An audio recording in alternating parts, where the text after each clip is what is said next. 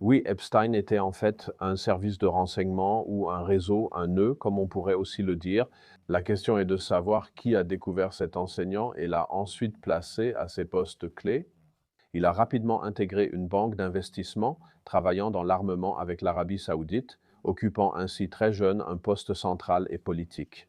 Quand on regarde la quantité de dossiers, c'est exactement ce que tu dis, qu'il y avait là un géant, un réseau incroyable, un travailleur acharné, mais aussi un psychopathe du réseautage à l'œuvre, 6 millions de dossiers. Cet homme était en contact avec beaucoup de monde, il écrivait de nombreux mails et savait rallier les gens à sa cause. C'est fou.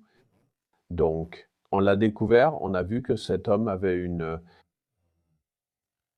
capacité à influencer les gens, un talent psychopathe, un TDAH, peu importe. Tout cela s'est concentré dans ce personnage et on l'a ensuite soutenu et placé à ce poste. Il n'était pas vraiment un banquier d'investissement au sens propre, il a toujours été plus ou moins un agent politique et une personne d'influence.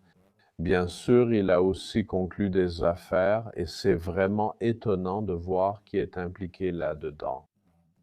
Je ne m'y attendais pas, mais ce n'est pas le cas de tout le monde. C'est ainsi que le Congrès a pu approuver avec les dossiers. Je veux dire 500 députés au Congrès, je ne peux tout simplement pas les contrôler. J'en contrôle peut-être 50, mais quand il y a un moment où la majorité dit nous voulons que ces dossiers soient rendus publics, alors c'est comme ça.